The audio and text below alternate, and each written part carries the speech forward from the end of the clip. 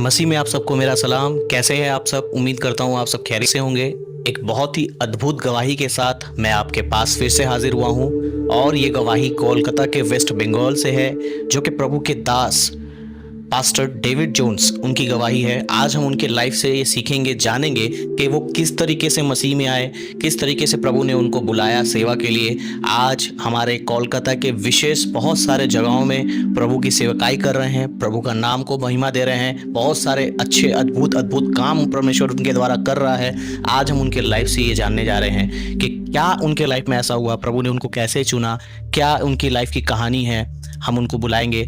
आपसे निवेदन है, यदि आप पहली बार हमारे चैनल में आए हैं तो जरूर से आप इस चैनल को सब्सक्राइब करके जाएं, नोटिफिकेशन बेल आइकन को जरूर प्रेस करें और यहाँ पर आपको बहुत सारी अद्भुत अद्भुत गवाहियाँ मिल। प्रभु यीशु मसीह को कब्र नहीं रोक पाया, प्रभु यीशु मसीह को मृत्यु नहीं रोक पाया, प्रभु यीशु मसीह को रोग, बीमारी, पाप, अपराध जो भी चीज था कुछ नहीं रोक पाया। लेकिन प्रभु यीशु मसीह मृत्यु को मौत दे दिया और 3 दिन बाद जी उठा। जीता है यीशु मसीह। आमीन। आप जीतिएगा यीशु मसीह में। तो पास्टर डेविड, मैं आपका स्वागत करता हूं हमारे चैनल पे और बहुत बहुत शुक्रिया कि आप हमारे बीच में आए। तो मेरा आपसे सवाल है, क्या आप पैदाइश से ही मसीही थे या फिर आप पहले हिंदू बैकग्राउंड से आए? जन्म से एक मसीह परिवार में जन्म लिया हूँ, जहाँ पर ही हर एक कोई आराधना करते हैं, हर एक कोई प्रार्थना करते हैं। प्लस हमारे जनरेशन में हमारे जो ग्रैंडफादर थे वो पास्टर थे। सभी कोई मैं जानता था कि क्या प्रार्थना है और क्या क्या है नहीं है, ये सब तो मैं जानता था। बट मैं प्रभु यीशु मसीह को नहीं जानता था। आप बोल सकते हैं कि मेरा परिवार प्रभु यीशु मसीह को जानता था कि प्रभु यीशु मसीह कौन है और प्रभु यीशु मसीह ने क्या काम किया, क्योंकि हमारे घर में सभा होती थी, प्रार्थना सभा, फेलोशिप्स होते थे और हम लोग एकदम एंड में एंटर करते थे, लास्ट में। जब मैं छोटा था मुझे याद है। एंड में क्यों एंटर करते थे? क्योंकि जब प्रार्थना सभा ख़त्म हो जाएगा वहाँ पर ही स्नैक्स दिया जाता है, खाना दिया जाता है, जिस वजह से हम लोग एंटर करते थे। और वही हमारा रीज़न था। प्रार्थना का मतलब हम लोग वही जानते थे कि प्रार्थना होगा, उसके बाद खाना पीना होगा, बस उससे ज़्यादा कुछ हमको पता नहीं था। हाँ, बचपन से हम मसीह परिवार में जन्म लिए हैं। तो आपका बचपन कैसा गुजरा है? जवानी के दिनों में आप कैसे ज़िंदगी गुजारें? क्या आप रेगुलरली चर्च जाते थे या फिर कुछ ऐसे एक्टिविटीज़ में आप इन्वॉल्व हो गए थे? ओके, बचपन से तो चर्च नहीं जाते थे। जस्ट क्रिसमस के टाइम जाते थे, ईस्टर के टाइम, गुड फ्राइडे का टाइम, ये सब टाइम पता था। और बाकी टाइम हमारा परिवार तो एवरी संडे जाता था, जिसमें मैं इन्वॉल्व नहीं था, मैं नहीं जाता था और मुझे पता भी नहीं था कि प्रभु मुझे चुनेगा। ओके, बचपन से ये सब कोई चीज़ नहीं करते थे। बट जब मेरा उम्र 10 साल हुआ, उस टाइम मेरा पापा मुझे संडे स्कूल भेजना स्टार्ट किया। तो संडे स्कूल जाते थे और वो भी उतना ज़्यादा कुछ सीख नहीं पाते थे, क्योंकि संडे स्कूल भी दोस्ती यारी का वजह से ही जाते थे। तो रेगुलर चर्चेस का वैसा कुछ था ही नहीं। आगे जाके प्रभु को मैंने पर्सनल तरीके से जाना जब मेरा उम्र 14 था। वैसा उम्र में मैंने प्रभु को जाना। तो उससे पहले तक मैं मसीह परिवार में ही था, लेकिन मैं प्रभु को नहीं जानता था। जैसे कि प्रभु में आने से पहले आपकी ज़िंदगी कैसी गुजरती थी? स्कूल, दोस्तों के साथ रहना, घूमना फिरना, कैसे लाइफस्टाइल आपका था?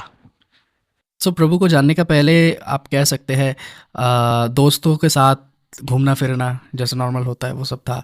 प्लस दोस्तों के साथ आप कह सकते हैं नशा हो गया। नशा यानी ऐसा नहीं कि बहुत हाई लेवल का, बहुत कोई का ऐसा रहता है, वैसा नहीं। बट हम लोग तो, क्योंकि हम लोग कैथलिक बैकग्राउंड से है और हमारे परिवार में सब कैथलिक्स है और वहाँ पर ही बहुत सारा जो एरिया में हम रहते थे, वहाँ पर ही क्या है, बच्चा लोग भी नशा करता है। बियर पिएगा, वोडका हो गया, रम हो गया, ये सब चीज़। बचपन से बहुत कोई पीता है। हम जब छोटा थे हम देखते हुए आ रहे कि सब कोई पी रहा, तो हमारे लिए कॉमन बात था। ये सब नशा में हम लोग थे। एंड क्रिसमस के टाइम ऐसा लगता था कि खुला आज़ादी है। जब भी क्रिसमस आता था या ईस्टर आता था तो पता चलता था हमारे जो बड़े हैं वो लोग भी ड्रिंक कर रहे हैं, हम लोग भी अपना दोस्तों के साथ ड्रिंक कर रहे हैं। फिर स्कूल के फ्रेंड्स के साथ बहुत सारा मारपीट, खेला में व्यस्त थे, गेम्स में, यही सब हमारा लाइफ जा रहा था। तो ऐसा कौन सा लाइफ का ऐसा कौन सा पार्ट आपका रहा जब आपको लगा कि नहीं, प्रभु ने मुझे बुलाया है, प्रभु की योजना रही है आपकी ज़िंदगी में? मैं नहीं कह रहा कि आप सेवकाई में क्या है, लेकिन प्रभु ने कैसा आपके मन को कायल किया कि आप इस वर्ल्डली नेचर से, दोस्ती यारी से, झगड़े झमेले से बाहर निकल के एक मसीही ज़िंदगी, जो कि बाइबल हमें बताता है जीने के लिए, आपने कब ऐसा निर्णय लिया? आपका लाइफ का टर्निंग पॉइंट कब था? बेसिकली मेरा फादर के ओर से जितना कोई था, सभी कोई कैथलिक, तो मुझे कैथलिक चर्च जाना पड़ता था। और मेरा मम्मी की ओर से जितना कोई था सभी कोई प्रोटेस्टेंट, सो या आप कह सकते हैं वो लोग मसीह को जानने वाले लोग थे। बट हम कैथलिक चर्च ही जाते थे और मेरे साथ बहुत सारा दोस्त लोग था। सो मेरा एक दोस्त ऐसा था जो बहुत साल से नहीं आ रहा चर्च। हम लोग जानते हैं कि बहुत साल, 2 साल हो गया, हम खुद 4 साल से जा रहे शायद, और वो उसी 4 साल में 2 साल से नहीं आ रहा। तो 2 साल के बाद वो आता है, और जब 2 साल के बाद वो आता है वो थोड़ा सा डिफरेंट हो गया। जैसे हम लोग नशा करते थे वो वैसा नहीं कर रहा, वो थोड़ा अच्छा तरीके से बातचीत कर रहा, सब कुछ अलग। तो वो आके हमको बोलता है कि हम लोग पहले पूछते हैं कि भाई इतना दिन कहाँ था। वो बोला हम एक दूसरा जगह जाते हैं, ऐसे ऐसे बात है। तो हमने बोला ठीक है कहाँ जाते हो।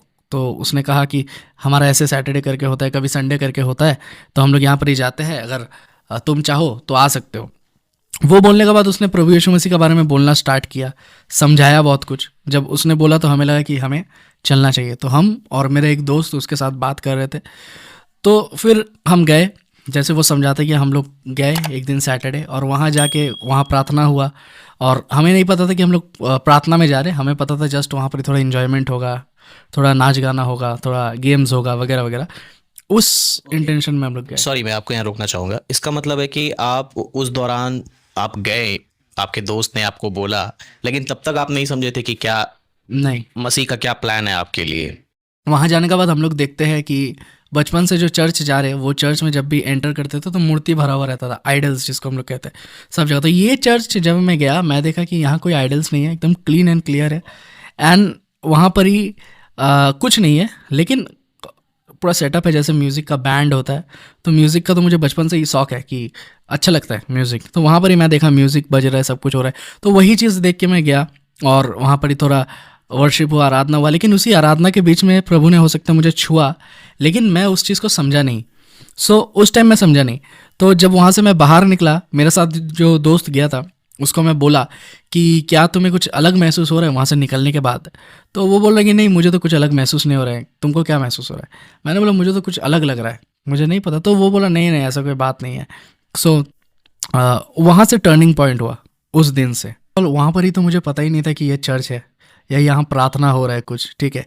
एंड अगर पता रहता कि वो चर्च है तो आज भी मैं नशा में ही रहता, आज भी मैं हो सकता है जेल में पहुँच जाता, या हो सकता है कुछ तो गलत होता मेरे साथ।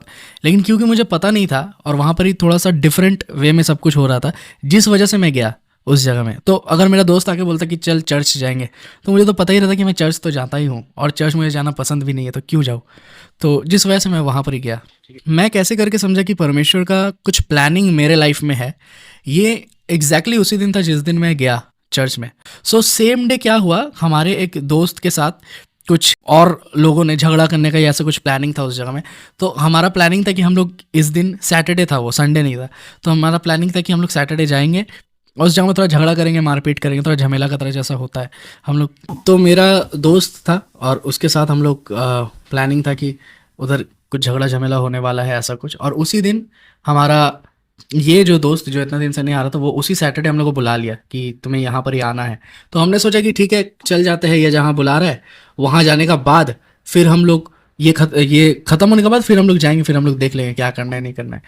लेकिन उस दिन प्रभु ने मुझे छुआ और उसके बाद मैं उस जगह नहीं गया जहाँ पर ये झगड़ा या झमेला होने का था। लेकिन इम्पॉर्टेंट बात यह है, उस दिन का बाद मैं घर आ गया। नेक्स्ट डे हमें न्यूज़ में सुनाई देता है कि कोलकाता का एक ऐसा जगह में कुछ लड़के लोग जो 14-15 साल के लड़के लोग थे, वो लोग का लड़ाई हुआ और एक लड़का का मर्डर हो गया, एक लड़का को मार दिया गया। एंड फिर मेरा पापा मुझे बोला कि स्कूल जाओगे जाओ, जहाँ जाओगे जाओ, वो एरिया से मत जाना। मतलब अगर आप उस जगह में चले जाते तो शायद कुछ भी हो सकता था, और प्रभु ने उस जगह में आपको दिल में, आपका मन में डाला और आप वहाँ नहीं गए। उसके बदले आपके दोस्तों में से किसी के साथ ये हादसा हुआ, आपको प्रभु ने बचा लिया। तो उस दिन आपके मन में एक रियलाइजेशन हुआ कि नहीं, चलो परमेश्वर ने मुझे सेव किया। उसके बाद फिर क्या हुआ? सो उस दिन मैं समझा ये वाला बात कि परमेश्वर मुझे बचा लिया, और मैं जान गया कि इनके साथ अगर रहता या उस जगह में जाता तो हो सकता है आज हम भी फंस जाते या मेरा भी जेल हो जाता। क्योंकि जितना हम लोग का दोस्त जो लोग था वो लोग का जेल हो गया, जो लोग उस मैटर में थे वो लोग को जेल जाना पड़ा। लेकिन क्योंकि हम इसमें इन्वॉल्व नहीं थे और हम थे ही नहीं, और हम डायरेक्टली प्रार्थना में थे, इसीलिए हमको ये सब फेस नहीं करना पड़ा। तो फिर एग्जैक्टली उसका एक सप्ताह बाद कुछ ऐसा होता है। सो मेरे घर में सिर्फ हम, मेरा मम्मी पापा और मेरा भाई था छोटा। तो मम्मी पापा में कुछ झगड़ा होता है, कुछ प्रॉब्लम होता है, वो लोग बाहर चल जाते हैं, मेरा भाई को लेके चल जाते हैं एंड मैं घर में अकेला बैठ के हूँ और घर में मैं प्रार्थना कर रहा हूँ। तो मुझे प्रार्थना नहीं आता था और चर्च से मुझे कुछ गाना दिया था, पेन ड्राइव में गाना दिया था। तो उस टाइम यूट्यूब वगैरह नहीं था, जस्ट पेन ड्राइव था और हम लोग सीडी में घुसाते थे, सीडी डीवीडी, और वहाँ से चलता था। सो हमने गाना चलाया और गाना चला के जस्ट वर्शिप, जस्ट प्रार्थना कर रहे थे और प्रभु को कह रहे थे कि अगर तू है कोई तो तू दिखा कि तू कौन है, सिचुएशन को ठीक कर, वगैरह वगैरह जो भी होता है। और अचानक से मैंने देखा कि मेरा बेड का सामने उतर के थोड़ा सा ही जगह है, वहाँ पर ही मैंने देखा कि कोई खड़ा है। अब ऐसा नहीं है कि वाइट कपड़ा में है या कुछ, जस्ट एक फिगर, एक ट्रांसपेरेंट फिगर, आप कह सकते हो वाटरी टाइप का एक फिगर उस जगह में खड़ा है। और उसने मुझे बुलाया और मैं उसका पास गया और उसने मेरा सिर में हाथ रखा, टच किया उसने, और मैंने वो टच को फील किया और उसने कहा कि आज से तुम मेरे बारे में बोलोगे। और मैं उस जगह में सोचा कि ये कौन हो सकता है, मैं तो प्रार्थना कर रहा हूँ, मैं जानता हूँ सब कुछ, बट ये कौन हो सकता है। तो मैं अपना चर्च जाता हूँ जहाँ पर ही मैंने जाना स्टार्ट किया था नया, वहाँ मैं बोलता हूँ कि देखिए मेरे साथ ऐसा हुआ है और मुझे बोला कि मेरे बारे में बताना। तो मैं क्या बताऊँगा, क्या बोलूँगा, ये मुझे कोई आइडिया नहीं है, तो मुझे क्या करना चाहिए। तो वो लोग ने कहा कि तुम्हारा उम्र अभी बहुत छोटा है, सो अभी प्रभु ने तुमको छुआ है, प्रभु ने तुमको दर्शन दिया है और इसी बारे में तुमको पूरा दुनिया को ही बताना है, लेकिन जब तुम्हारा उम्र होगा तब तुम बता सकते हो। इस समय आपकी एज क्या रही होगी जब उन्होंने कहा? ये बात है 2014 का, ठीक है, 23 मार्च 2014। सो इस टाइम ऐसा हुआ, तो उस टाइम आप कह सकते हैं मेरा एज 15 या 16 कुछ ऐसा होगा। और जिस चर्च की ने आपको ये बात बताया कि अभी तुम बहुत छोटे हो, अभी तुम इस चीज़ के लिए नहीं करना, तो वो क्या कैथलिक चर्च था या फिर आप प्रोटेस्टेंट चर्च जाने लगे? वो कैथलिक चर्च नहीं था, मैं प्रोटेस्टेंट चर्च ही जाने लगा। प्रोटेस्टेंट चर्च आप जाने लगे थे फिर हाँ। धीरे धीरे? सो ये बात पास्टर ने नहीं बोला था, ये बात एक सिस्टर थी उधर पर ही, हो सकता है वो लोग भी कंफर्म नहीं थे, ठीक है। बाद में मैंने अपना पास्टर से भी पूछा है इस बारे में, तो उन्होंने कहा कि हाँ प्रभु ने तुमको दर्शन दिया है, ऐसा कर, ठीक है। तो मैं क्या किया, मैं ऑलरेडी प्रचार करना शुरू कर दिया था, ठीक है। तो देखिए मेरा प्रभु में आते हुए 7 दिन हुआ है अभी, और 7 दिन में मैं प्रचार करना शुरू कर दिया, ठीक है। और उसी 7 दिन में मुझे याद है, मैंने नेक्स्ट 7 दिन का बात कर रहा हूँ, मैंने जल्दी से बाइबल खरीदा, मैं समझ गया कि बाइबल का नीड है, जैसे तैसे करके, और मैंने 7 दिन में सब गॉस्पेल मैंने पढ़ लिया, मैथ्यू से लेके जॉन तक मैंने पढ़ लिया, और पढ़ के मैं प्रीच करना स्टार्ट कर दिया, मुझे जितना आता है। और मैं जगह जगह जाके प्रचार कर रहा था और लोग आ रहे थे, प्लस बहुत कोई मुझे अपना घर में भी बुला रहे थे, ठीक है। अभी अगर कोई 15 साल का बच्चा अगर प्रचार करेगा या प्रभु के बारे में बोलेगा, लोग एक ही बात बोलेगा कि तू कितना जानता है, तुझसे अच्छा तो मैं जानता हूँ, ऐसा। बट वो प्रभु का अनॉइंटिंग था, मैं समझ गया कि प्रभु ने मुझे पुकारा है, बुलाया है। जैसे प्रभु यीशु मसीह 12 साल की उम्र में प्रचार कर रहे थे तो लोग सुन रहे थे, सेम होता है, मेरा उम्र 15 साल और मैं प्रचार कर रहा हूँ और लोग सुन रहे। और जगह जहाँ पर ही जाके मैं प्रार्थना कर रहा हूँ, वहाँ पर ही ऐसा भी समय हुआ कि लोगों को दुष्ट आत्मा पकड़ के है, और प्रार्थना करने से दुष्ट आत्मा भागे, प्रार्थना करने से चंगाई भी हुआ उसी उम्र में। तो तभी मैं समझ गया कि परमेश्वर मेरे द्वारा काम करना चाहते हैं। वंडरफुल। सो इस बीच में जब आपको लगा कि प्रभु का काम, आप जगह जगह घर घर में जाकर हाउस फेलोशिप कर रहे थे, जगह जगह में लोगों के लिए प्रार्थना कर रहे थे और परमेश्वर आपके द्वारा अद्भुत अद्भुत काम कर रहा था, तो इस दौरान आपको कब ऐसा लगा कि अब जो है हमें एक मिनिस्ट्री शुरू करनी चाहिए या एक पर्टिकुलर प्लेस में हमें स्टार्ट करना चाहिए? जीटीएन मिनिस्ट्री की शुरुआत कैसे हुई? और जैसे कि इसके फाउंडर आप हैं, तो क्या आपको लगा, प्रभु ने किस दौरान आपको चुना कि नहीं अब जो है तुमको एक पर्टिकुलर मिनिस्ट्री चलाना है, चर्च चलाना है? क्या दर्शन मिला आपको और इस दौरान आपने क्या क्या संघर्षों का सामना किया, और ये प्रोसेस होते होते कितना साल हो गया होगा? जीटीएन मिनिस्ट्री या चर्च ऐसा कुछ प्लान नहीं था, और चर्च स्टार्ट करना है, मैं चर्च स्टार्ट कर सकता हूँ, ये सब बात हमारे माइंड में नहीं था, क्योंकि हम लोग जानते थे जो प्रीस्ट है, हाई प्रीस्ट है, ये लोग के द्वारा सब कुछ होता है। तो हम लोग तो कोई भी नहीं है, कुछ भी नहीं है, ओके। तो सब कुछ त्यागना पड़ता है, शादी नहीं करना पड़ता है, एंड वगैरह वगैरह वगैरह, बहुत सारा चीज़ रहता है, ठीक है, सैक्रामेंट्स रहता है बहुत तरीका का। सो मुझे तो पता ही नहीं था ऐसा कुछ होता है, और मेरा माइंड में चर्च का कोई इच्छा भी नहीं था, क्योंकि मुझे पता है कि मैं प्रचार कर रहा हूँ, प्रभु ने मुझे बुलाया, मुझे प्रचार करना है। एंड मैं एक चर्च से जुड़ा हुआ था, एक पास्टर से जुड़ा हुआ था, जो आज भी हम जुड़े हुए हैं, तो जुड़े हुए थे और हम लोग उनके चर्च में जाते थे, और in the mean time weekdays में प्रार्थना करते थे, जगह जगह जाके लोगों को लेके जाते थे, ऐसा ही सिलसिला चलता रहा। अब एक टाइम लाइफ में ऐसा आया कि मेरे, आप कह सकते हैं मेरे चर्च से, जो चर्च में मैं पहले जाता था कैथलिक चर्च से, वहाँ से वो लोग ने, जो नन्स होते हैं या सिस्टर्स होते हैं जो लोग, वो लोग मेरे पास आए और वो लोग ने मुझे कहा कि तुम क्यों चले गए विश्वास से, तुमने तो गलत किया, तो तुमको आना है, वापस आना है, तुम प्रीस्ट बन सकते हो। उन लोगों ने मुझे कहा। मतलब कि जो कैथोलिक नन थी उन्होंने आपको ये कहा कि तुम विश्वास से क्यों चले गए, मतलब कि उनका कहने का मतलब कि तुम कैथोलिज्म से क्यों हट गए हो हाँ हाँ और तुम वापस आ जाओ, तुम्हें प्रीस्ट तुम बन जाओगे वगैरह वगैरह, तुम ऐसा कर लो, उनका ये कहना था। हाँ हाँ हाँ तो इस दौरान फिर उसके बाद ओके। सो उन्होंने कहा कि तुमको यहाँ से क्यों चल गए, तो तुमको तो प्रीस्ट बनना चाहिए, तुमको तो फादर बनना चाहिए, प्रीस्ट बनना चाहिए, ऐसा करो। तो उस टाइम फर्स्ट टाइम मैंने बोला कि मुझे तो प्रीस्ट बनने का कोई इच्छा नहीं है, लेकिन मुझे पास्टर बनने का इच्छा है, तो मैं पास्टर बनना चाहता हूँ। तो उन्होंने कहा नहीं नहीं, पास्टर नहीं बनो, पास्टर बनना ठीक नहीं है। तो उन्होंने मुझे मेरे घर से उठाया, मदर हाउस लेके गया, वहाँ पर ही बैठा के ट्रेनिंग करवाया, सब कुछ उन लोगों ने बोला। तो जब मैं मदर हाउस में बैठ के था और मैं प्रार्थना कर रहा था, और वहाँ पर ही मुझे एक दर्शन मिलता है कि फुट्स का कदम जो हम चल रहे हैं, फुट स्टेप और ऊंचाई की तरफ उठ रहा है और आगे जा रहा है। तो मैं संग संग उनको बोला कि सुनिए, मुझे एक विज़न आया। और वो बोला विज़न आया क्या? तो मैंने बोला कि एक पहाड़ है और मैं उठ रहा हूँ, उसमें उठ रहा हूँ, और मेरे पीछे बहुत कोई है, उनको छोड़ के मैं उठ रहा हूँ, ऐसे करके। तो वो कहती है कि हाँ तुम सही देख रहे हो कि तुमको वो जगह छोड़ के यहाँ पर ही आना है। तो उसी टाइम मैंने उनको बोला कि आप देखिए, यहाँ पर ही मदर टेरेसा का एक स्टैचू बना हुआ है और लोग आके उनका पैर पकड़ रहे और उनके ऊपर सिर दे रहे, पैर पकड़ रहे, और ऐसे जो भी वो लोग करते हैं। मैंने बोला क्या ये ठीक है? तो उन लोगों ने बोला नहीं ये ठीक नहीं है। उनको पता ये ठीक नहीं है, वो बोला नहीं ये ठीक नहीं है, लेकिन वो उन्हें नहीं कर रहे हैं, जस्ट एक फिगर है, वो लोग रिस्पेक्ट जता रहे हैं वगैरह वगैरह। मैंने बोला देखिए, उनको मैंने उधर ही बैठ के बोला, मैंने बोला देखिए, मुझे नहीं लगता कि प्रभु चाहता है कि मैं इस गलत जगह में आगे बढ़ूँ, जहाँ आप जानते हैं कि गलत है फिर भी आप कुछ नहीं कर रहे हो। सो मुझे लगता है कि प्रभु चाहते हैं कि मैं प्रभु का काम में आगे बढ़ूँ। और वो बोल के मैं वहाँ से निकला, और वहाँ से निकल के फिर मैं घर आता। उसके बाद आस्ते से जैसे हम लोग प्रार्थना सभा करते थे, एक चर्च से जुड़े हुए थे, वैसा ही करते थे। वैसा कोई इंटेंशन नहीं था, कोई प्लान नहीं था। लेकिन 2017 में कुछ ऐसा हुआ, परमेश्वर ने मुझे दर्शन दिया, और उस दर्शन के माध्यम से परमेश्वर ने मुझे बोला कि तुम्हें मेरे लिए कुछ करना है, मेरे लिए कुछ अलग करना है। और मैं देखा मेरा जो मेरा वाइफ है, उस टाइम तो वो मेरा वाइफ नहीं थी, उस टाइम जस्ट मैं उससे मिला, और हमारा ऐसा कुछ प्लान नहीं था, बट हम लोग डिस्कशन में थे कि हमें क्या करना है, मिनिस्ट्री करना है कि कैसे करके प्रभु का काम को आगे कर सकते, क्योंकि वो भी इंटरेस्टेड थी, हम भी इंटरेस्टेड थे। आपकी वाइफ जो थी वो क्या मतलब वो भी मसीही थी, पैदाइशी मसीही? नहीं, वो हिंदू बैकग्राउंड से है। अच्छा, वो हिंदू बैकग्राउंड से प्रभु में आई थी। हिंदू बैकग्राउंड से प्रभु में आई है, और उसका घर का वो अकेला विश्वासी थी वो टाइम में। आज उसका फुल फैमिली विश्वासी है, तो उस टाइम वो अकेला विश्वासी थी। एंड वो और मैं एक साथ हम लोग थे, और हम लोग डिस्कशन कर रहे थे कि कैसे करके हम लोग प्रभु में आगे बढ़ सकते हैं, प्रभु का काम कर सकते हैं। उसी टाइम मुझे याद है हम लोग एक बैंक का अंदर में बैठ के थे, बैंक के अंदर में बैठ के हम लोग डिस्कशन कर रहे थे, और क्योंकि हम लोग कुछ काम से गए थे उधर। अब वहीं पर प्रभु ने मुझे एक दर्शन दिया, कि प्रभु ने मुझे दिखाया कि जो मेरा वाइफ, जो वो बैठ के और मैं हूँ, और हम लोग दोनों हैं, और एक क्रॉस, मैं देखता हूँ क्रॉस, और ये तीनों एक साथ आ रहा है। सो उसी टाइम मैं समझा कि मुझे इससे शादी करना है। ठीक है, फर्स्ट वो चीज़ हुआ कि मुझे इससे शादी करना, और ये मेरे लिए है।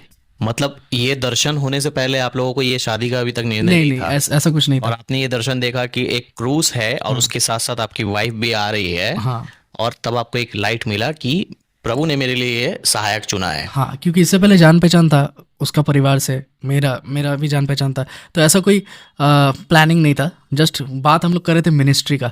तो उसी टाइम परमेश्वर ने हमें बताया कि हमें मिनिस्ट्री करना है साथ में। अब हम लोग सोच रहे थे कि जगह जगह जाके सुसमाचार प्रचार करेंगे, यही करेंगे, चर्च का कोई प्लान नहीं था। सो उस टाइम हमने सोचा कि हम लोग यही करते हैं। तो जब हम लोग यही करने के लिए आगे बढ़े, एक प्रभु का दास है हमारे कोलकाता शहर से, तो हम लोग गए और वो आराधना कर रहे थे। उसके बाद आराधना करने के बाद वो लोग ने हमें थोड़ा इनकरेज किया कि वो तू ता करके बात करते कि तू क्या कर रहा है, ऐसा मत कर, मिनिस्ट्री कर, और लोगों को ला, चर्च की तरह कर, ऐसा। तो मैंने बोला मेरे पास कोई सर्टिफिकेट नहीं है, और पास्टर का सर्टिफिकेट नहीं है। बाइबल कॉलेज तो किया हुआ है, बट पास्टर का सर्टिफिकेट नहीं है, और ऑर्डिनेशन नहीं है। किसी को बैप्टिज्म देना है कैसे देंगे, किसी का शादी देना है कैसे देंगे, कैसे क्या करेंगे, कोई आइडिया नहीं, क्योंकि पता नहीं मिनिस्ट्री और चर्च होता क्या है। तो उन लोगों ने हमें साम्स चैप्टर 23 से इनकरेज किया। एक साथ बहुत सारा ब्रदर्स लोग थे, वो लोग ने हमें इनकरेज किया कि ऐसे करके करो, ऐसे करके करो। करते करते आस्ते आस्ते आस्ते हमने बोला कि हम लोग मिनिस्ट्री करते हैं, हमारा मिनिस्ट्री स्टार्ट होता है। चर्च का कोई प्लानिंग नहीं था। वो जो मैंने स्टार्ट किया उस टाइम में मेरे पास कुछ बजट नहीं था। जो लोग ने कहा था कि हम लोग आएंगे वो लोग भी आए नहीं थे, ठीक है। बट फिर भी जिस हॉल में हमने किया वो हॉल भरा हुआ था। एंड सेकेंडली मेरा पॉकेट में 10 रुपया था जब मैं बोला कि मैं प्रोग्राम करूँगा। और जब मैंने प्रोग्राम किया लोग खुद ब खुद खड़े हुए रिस्पॉन्सिबिलिटी लेने के लिए। जो अभी मेरा चर्च नहीं है, मेरा चर्च का नहीं है, बाहर से है। प्रभु ने ऐसा लोगों को खड़ा किया और किसी ने हॉल का रेंट का भाड़ा क्या बोलते हैं रिस्पॉन्सिबिलिटी ले लिया, किसी ने स्नैक्स का ले लिया, वगैरह वगैरह, लाइटिंग वगैरह वगैरह, जितना साउंड सिस्टम वगैरह उस टाइम तो कुछ नहीं था, सब चीज़ का रिस्पॉन्सिबिलिटी ले लिया। मतलब जीटीएन मिनिस्ट्री शुरू करने से पहले आपने एक कॉन्फ्रेंस मीटिंग किया और इस मीटिंग में आपके पास एक पैसा नहीं था और कुछ ऐसी सेवकाइयों से लोगों ने आपकी थोड़ा थोड़ा करके जो भी हो प्रभु के लिए कामों के लिए हेल्प किया। ये था हमारा ओपनिंग सेरेमनी, आप कह सकते हैं ओपनिंग सेरेमनी। हमने ओपनिंग किया था, फेसबुक में भी अभी है, अगर आप सर्च करिएगा तो जीटीएन मिनिस्ट्री ओपनिंग सेरेमनी करके। तो उस दिन हमने ओपनिंग किया एंड हमें पता नहीं था कि ओपनिंग के बाद जो चैलेंजेस आएंगे, क्योंकि जितना दिन आप मिनिस्ट्री नहीं करते हो, जितना दिन आप नॉर्मल एक विश्वासी हो, उतना दिन चैलेंजेस ज़्यादा नहीं रहता है। तो आप जो मर्जी कर सकते हो आप, क्योंकि चर्च में मैंने देखा है बहुत सारे विश्वासी होता है कि चर्च में आ रहा है, उसके बाद भी वो बिलीवर है, अच्छा है, सब कुछ है, लेकिन एक पास्टर के ऊपर जो रिस्पॉन्सिबिलिटी रहता है वो चीज़ मैं डे 1 से समझना स्टार्ट कर दिया। ऐसा पल, कोई ऐसा मोमेंट जो खास रहा हो कि जिसने आपको मोटिवेट किया हो कि नहीं प्रभु के कामों में मुझे और आगे बढ़ना चाहिए? सो ऐसा हुआ मेरा खुद का लाइफ में, मेरा मम्मी के साथ, क्योंकि मेरा मम्मी गिर गई थी और उनका पैर टूट गया था। सो डॉक्टर ने बोल दिया था कि इसको ठीक होने में बहुत टाइम लग जाएगा, कम से कम 6 महीना प्लास्टर करके रखना होगा। और उस टाइम मैंने सोचा था कि अरे ऐसा क्यों हो रहा है, हम लोग के साथ तो ये होना नहीं चाहिए। और क्योंकि हम लोग जानते थे कि अरे प्रभु में जाएंगे तो कोई प्रॉब्लम नहीं होगा, सब कुछ सही रहेगा, ठीक है। अभी ऐसा हो गया, अभी हम लोग सोच रहे थे कि अगर ऐसा हो गया तो कैसे करके होगा। और मैं प्रार्थना कर रहा था प्रभु से कि प्रभु 3 दिन बाद हमारा प्रार्थना है, होल नाइट का प्रेयर है, और अगर 3 दिन बाद मेरा मम्मी अगर नहीं आई होल नाइट प्रेयर में, सो हम और नहीं जाएंगे चर्च में। बट ये मिरेकल था कि 3 दिन बाद जब होल नाइट प्रेयर का दिन आया, मेरा मम्मी, मैं ऑलरेडी चल गया हॉल में, मैं बोल रहा था कि अगर मेरा मम्मी ठीक नहीं होगा तो मैं यहाँ से उठ के चल जाऊँगा ऐसा। लेकिन उसी दिन होल नाइट प्रेयर का दिन हमने देखा कि जब प्रार्थना शुरू होने का है, मैं देखा कि मेरा मम्मी चल के आई। तो जब मैं देखा कि मेरा मम्मी चल के आई तभी मैं शॉक्ड हो गया कि बात क्या है। तभी मैं देखा कि प्लास्टर नहीं है और मेरा मम्मी बोला कि 3 दिन में ही ठीक हो गया। तो ये आप कह सकते हैं मेरा पर्सनल लाइफ में फर्स्ट मिरेकल था, क्योंकि किसी और का लाइफ में मिरेकल देखने से तो हम जानते हैं कि हाँ हो रहा है, प्रभु काम कर रहा है, लेकिन जब खुद के लाइफ में होता है तब वो बहुत बड़ा रहता है। तो वही चीज़ हुआ। इस बीच में जैसे आपने सेवा शुरू कर दी, ठीक है, अब आपका रेगुलरली चर्च चल रहा है, कभी कोई ऐसा लाइफ में ऐसा समय, कोई ऐसा पॉइंट या कोई ऐसा टर्निंग पॉइंट, या ऐसा लगा कि नहीं अब मुझे सेवा छोड़नी चाहिए, अब मुझे और नहीं लग रहा है, या कभी ऐसा लगा कि नहीं चलो मेरे साथ कुछ गलत हुआ है, अब मैं पीछे बैकस्लाइड हो जा रहा हूँ, तब आपने प्रभु में अपने आप को कैसे संभाल कर रखा? ऐसा तो देखिए कभी हुआ नहीं है, बट एक बार ऐसा हुआ है, क्योंकि बहुत बार ऐसा होता है जब आप प्रभु में हो तो उस टाइम आप उम्मीद रखते हो सिर्फ और सिर्फ जो प्रभु में है उससे, क्योंकि हमारा उम्मीद संसारिक इंसान से नहीं रहता है, जो संसारिक है उनसे उम्मीद नहीं रहता है, लेकिन उम्मीद रहता है जो प्रभु में है। और हम लोग बहुत सारा ऐसा दोस्त थे मसीह में, और उनके ऊपर उम्मीद था कि अरे कुछ भी हो जाए ये लोग साथ नहीं छोड़ेंगे, ये लोग साथ रहेंगे, ये लोग किसी भी प्रकार का गद्दारी नहीं करेंगे कोई भी चीज़ में। तो एक बार ऐसा हुआ कि जिसके ऊपर उम्मीद था, जो लोग प्रभु में थे, जो भाई लोग का बात कर रहे हैं, जो लोग प्रभु में थे वो लोग क्या कहते हैं कि उम्मीद में खड़े नहीं हो पाए, अब ऐसे कह सकते हैं। बहुत सारी चीज़ों में विरोध हो रहे थे, क्योंकि जब भी मैं प्रभु में बढ़ रहा हूँ, मैं जानता हूँ कि सब कोई को पसंद है या सब कोई अच्छा लग रहा है कि मैं प्रभु में बढ़ रहा हूँ, लेकिन ऐसा बहुत बार होता है कि विश्वासी बहुत कोई रहते हैं जो लोगों को पसंद नहीं आते कि ये जल्दी क्यों बढ़ रहा है, ये प्रभु में इतना आगे क्यों जा रहा है, ठीक है। सो उस टाइम बहुत कोई ऐसे थे जो लोग विश्वासी थे, वो लोग मेरे पीठ पीछे बात करना स्टार्ट कर दिए और मेरे अगेंस्ट में हो गए। तो वो एक ऐसा पॉइंट था जब मुझे लगा कि अरे ये क्या हो रहा है। बट मैंने कभी नहीं ये चीज़ कभी तो सोचा नहीं कि प्रभु को छोड़ देंगे इस चीज़ का वजह से। बट उस टाइम मेरा वाइफ ने मुझे सपोर्ट किया कि तुम्हें प्रभु में आगे बढ़ना है। अच्छा, उस टाइम में जो आपकी वाइफ ने जो सपोर्ट किया था, तो आप लोगों का शादी हुआ था या शादी नहीं हुआ? नहीं, शादी नहीं हुआ था। अच्छा, तब आप लोग दोनों साथ में मिनिस्ट्री कर रहे थे? उस टाइम मिनिस्ट्री भी नहीं कर रहे थे, उस टाइम जस्ट जान पहचान था। ओके, जान पहचान था, और ऐसे ही आप लोग प्रेयर सर्विस वगैरह ले रहे थे और उन्होंने आपको हिम्मत दी, आपको स्थिर करवाया। कभी ऐसा कोई धर्मांतरण का धमकी या फिर कोई ऐसा धमकियां कि तुम्हें मारेंगे, पीटेंगे, तुम्हारे साथ ये करेंगे, वो करेंगे, कभी ऐसा कुछ आया? हाँ, जो धमकियों का बात आप कह रहे हैं, वो चीज़ हमारा मिनिस्ट्री का स्टार्टिंग से आना स्टार्ट हुआ है, ठीक है।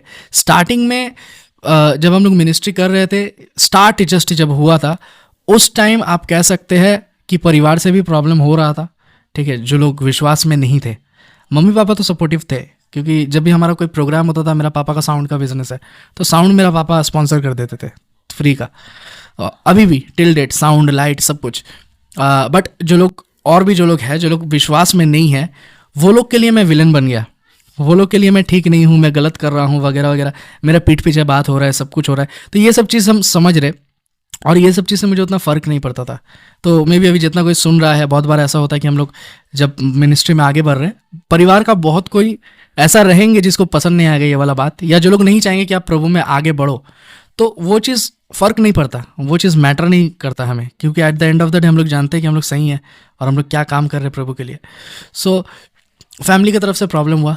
जब मिनिस्ट्री कर रहे थे, आगे बढ़ रहे थे, तो एक भाई जो हमें कॉल किया और कॉल करके बोल रहा था, हमारे एरिया पे तू मिनिस्ट्री नहीं करेगा, हमारे एरिया पे तू चर्च नहीं करेगा। तो हमने कहा कि तू क्या, क्यों नहीं करेंगे? बोला नहीं करेगा। प्लस उनका जो देवी या देवता है, उनका नाम का नाड़ा लगाने का भी बोल रहा था कि ऐसा करके बोलो। तो मैं वो वर्ड बोलना नहीं चाहता उसने क्या बोला, लेकिन ऐसा करके बोलो। तो हमने बोला नहीं, तुम प्रभु यीशु मसीह का जय बोलो, तभी हम बोलेंगे। तो हम लोग ऐसा थोड़ा कट्टर तरीका का बात करते हैं, और क्योंकि देखिए हम लोग जानते हैं बाइबल में लिखा हुआ है कि यीशु मसीह यहूदा का शेर है, और उसने हमें डरने का आत्मा नहीं दिया है, तो किसी से डरते नहीं है जिस वजह से। सो उस टाइम उसने कहा कि आएंगे, जला डालेंगे, केरोसिन तेल डाल के आग लगा देंगे, ऐसा करेंगे, वैसा करेंगे। हमने बोला ठीक है, आप जो करिएगा, आप आ सकते हैं, कोई प्रॉब्लम नहीं है। ऐसे करके प्यार से हमने कर दिया। लेकिन जो प्रभु ने किया वो बहुत बड़ा था। हमने किसी के लिए कर्स नहीं दिया, और हम देते भी नहीं कभी भी। कोई भी पास्टर, चाहे हम हो या कोई भी हो, हम लोग सबके लिए प्रार्थना करते कि प्रभु इसका मन को बदले। और हमने प्रार्थना किया था कि परमेश्वर तू इसका मन को बदल, और ये भी एक दिन तुझ में विश्वास करे। कुछ समय बाद वो एक जगह से जा रहा था, वो ऑटो में बैठ के था, और उसका ऑटो स्किड करता है और एक्सीडेंट होता है। ऑटो में बाकी जितना कोई था उनको कुछ नहीं होता है, ये इंसान गिर जाता है और इसका पूरा पैरालाइज हो जाता है वो। और पूरा पैरालाइज हो जाने के बाद उसका ट्रीटमेंट चलता है। उसका बेटा आता है, कहता है कि पास्टर ऐसा हुआ है, ऐसा बात है, अब प्लीज़ प्रार्थना करो। तो हमने कहा कि देखो, अपना पापा को कहो कि प्रभु से माफ़ी मांगे। हम लोग उनके विरुद्ध में कुछ भी अपना दिल में नहीं रखे, लेकिन प्रभु से माफ़ी मांगे उसने जो किया है, और हम लोग ज़रूर प्रार्थना करेंगे। हमने प्रार्थना किया, उनको चंगाई मिला, अब वो ठीक है, एंड अभी वो विरोध नहीं करते हैं। सो चैलेंजेस आया, प्रॉब्लम आया, बहुत सारा जगह में इंसान हमें पकड़ा, बोला कि तुम धर्म परिवर्तन करते हो, बाहर के परमेश्वर को प्रमोट कर रहे हो इंडिया में, ठीक है, जो कि अमेरिका का है, आउट ऑफ इंडिया का है, उसको प्रमोट कर रहे हो, धर्म परिवर्तन कर रहे हो, ऐसा वैसा। बहुत कोई तो कॉल करके डायरेक्टली कहता है कि तुम लोग कन्वर्ट किए गए हो, कैसे करके, तुम्हें चावल का बैग दिया गया है, राशन दिया गया है, ऐसा वैसा। तो ऐसा बहुत तरीका का बात बोला गया, ठीक है। बट हमने वही है, प्रभु पे विश्वास था, और विश्वास हमने अटल पकड़ के रखा, क्योंकि हमें पता है कि हमें कुछ दिया नहीं गया, हमें कुछ हमें क्या, किसी को भी, जितना कोई सुन रहे हैं, ऐसा होता नहीं है कभी, तो इलॉजिकल बात है, हमें पता है। सो ये सब चैलेंजेस का सामना हमने प्रार्थना के माध्यम से ही किया है।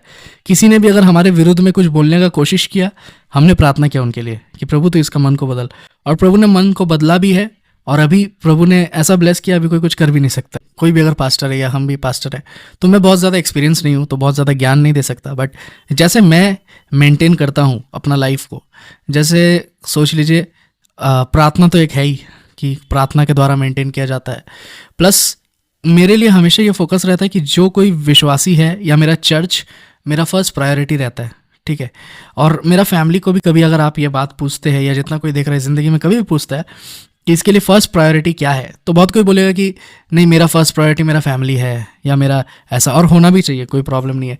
बट मेरा फर्स्ट प्रायोरिटी हमेशा मेरा चर्च रहता है। वो स्टार्टिंग से, जब मैं विश्वास में बना, तब से प्रभु और प्रभु का काम मेरा लाइफ में फर्स्ट है। उसके बाद मेरा लाइफ में कुछ और चीज़ है। तो मेंटेन करने के लिए फर्स्ट पॉइंट मेरा यही है कि लाइफ का फर्स्ट चीज़ प्रभु ही होना चाहिए। अगर आपको पास्टर बनना और पास्टर नहीं भी बनना है, अगर आप एक विश्वासी ही हो, आपका लाइफ में फर्स्ट लेकिन प्रभु ही होना चाहिए।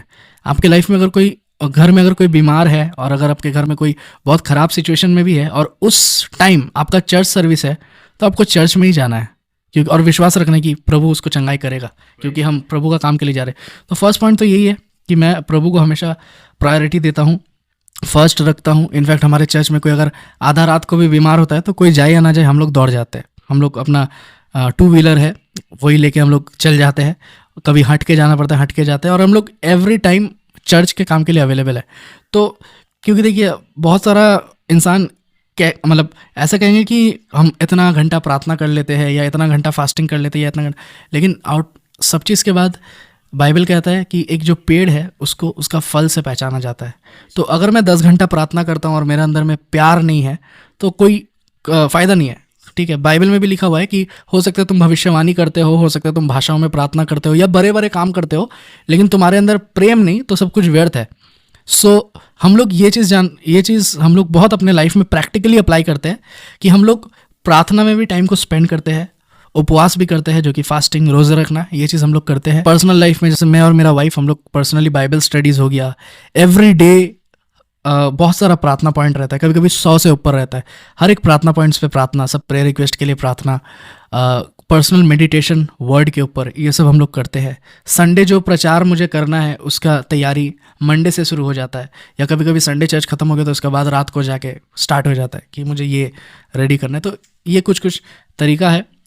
और लास्ट पॉइंट ये है कि जो संसारिक अभिलाषा है उससे थोड़ा दूर रहना है हम लोग को। हमें पता है कि हम विश्वासी है और हमें भी बहुत सारी चीज़ का ज़रूरत है। जैसे आप अभी दुनिया में देखिएगा, किसी का अच्छा कार है, किसी का बंगलो है, किसी का बहुत बड़ा बड़ा चीज़ है, और प्रभु अपना दास दासियों को देंगे क्योंकि वो नहीं चाहता उसका बेटा या बेटी का भिखारी का तरह रहे। ठीक है, लेकिन अगर हमें ये सब चीज़ का लोभ रहा, क्योंकि मैं बहुत कोई को देखा हूँ लोभ का वजह से उसका मिनिस्ट्री नहीं बढ़ रहा है या लोभ का वजह से वो कुछ कर नहीं पा रहे।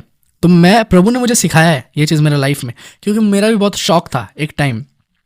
मुझे शूज़ का बहुत शौक था, अलग अलग शूज़ मेरा होगा, वॉचेस का, लग्जरी वॉचेस का मेरा कलेक्शन है। शौक था कि ये होगा, ऐसा रहेगा, ऐसा रहेगा। बाद में मैं समझा कि ये सब व्यर्थ है, ये सब वेस्ट है, क्योंकि जब मैं प्रभु को देखता हूँ मुझे प्रभु का काम करना ज़रूरत है। जो भी हो जाए, संसारिक अभिलाषा कुछ भी हो, चाहे वो पैसा हो, चाहे वो मेल या फीमेल कोई भी हो, अट्रैक्शन जो होता है वो हो, चाहे वो आपका क्या बोलता है घमंड हो, घमंड भी एक पॉइंट है। कुछ भी चीज़ जो संसारिक अभिलाषा है, दोस्तों के साथ घूमना, कोई मटेरियल के ऊपर हो, कुछ भी। और भी उसके बाद हमने और मेरा वाइफ ने हमने मिनिस्ट्री स्टार्ट किया। हम लोग भारत देश के अलग अलग जगह में गए। हम लोग इनफैक्ट बांग्लादेश भी हम लोग गए थे, एंड वहाँ पर ही भी हमने रिवाइवल कॉन्फ्रेंस किया, जहाँ पर ही जो देख नहीं सकता वो देखना शुरू कर दिया, जो चल नहीं सकता वो चलना शुरू कर दिया। बोनगा बोल के एक जगह है, वहाँ पर ही एक लेपर को चंगाई मिला, जो क्या बोलता है थोड़ा बेंड हो गई थी, वीडियो भी है, वो उठ के खड़ी हो गई, टोटली चलना स्टार्ट कर दिया। हमारे चर्चेस में अलग अलग जगह में बड़ा बड़ा चंगाई हुआ। ठीक है, जैसे ट्यूमर हो गया, कैंसर हो गया, बड़ा बड़ा रोग भी चंगाई हुआ। इंसान कहते हैं ना कि कैसे हो सकता है, फेक है वगैरह वगैरह। तो जो लोग कहते हैं फेक है वो लोग आके देख सकते हैं कि कैसे करके हो रहा है। प्लस बहुत सारा परमेश्वर ने ब्लेस किया, हम लोग बहुत सारा सोशल वर्क्स भी किए, जैसे हर साल करते हैं, हर महीना हम लोग करते हैं अलग अलग जगह में गरीबों को खाना खिलाना, हर साल का विंटर में ब्लैंकेट डिस्ट्रीब्यूशन वगैरह। तो बहुत सारा काम, हमने सोचा नहीं था कि स्टार्टिंग में इतना कुछ हम लोग कर पाएंगे। अभी ऑफलाइन एंड ऑनलाइन दोनों जगह में परमेश्वर ने हमें बहुत ब्लेस किया है, हम लोग बहुत सारा जगह में काम कर पा रहे हैं। तो परमेश्वर का धन्यवाद हो ये सब चीज़ के लिए। So thank you very much. आपने अपना ज़िंदगी वही बताया, प्रभु आपको आशीष करे पास्टर जी। और मैं आप लोगों से जो हमें ऑनलाइन देख रहे हैं, मैं आपसे गुजारिश करना चाहूँगा कि आप ज़रूर से GTN मिनिस्ट्री का जो यूट्यूब चैनल है उसको आप सब्सक्राइब कीजिए। उसका सारा डिटेल आपको डिस्क्रिप्शन में मिल जाएगा। इस मिनिस्ट्री के लिए दुआ करते रहिए, और आने वाले वक्त पे इस चैनल में और भी बहुत बहुत अद्भुत गवाही मिलेंगी। अगर आपके भी ज़िंदगी में खुदा ने कुछ अद्भुत काम किया है तो ज़रूर से हमें गवाही दे सकते हैं। इस समय आपके स्क्रीन पे एक नंबर दिख रहा होगा, इस नंबर पर आप हमें व्हाट्सअप कर सकते हैं। इस नंबर पर व्हाट्सअप आप जब करेंगे तो हम आपको पूरा डिटेल बताएंगे कि किस तरीके से आप अपनी गवाही हमसे शेयर कर सकते हैं। तो खुदावन आप सबको बरकत दे। मिलते हैं किसी नए टॉपिक के साथ, तब तक के लिए जय मसीह की।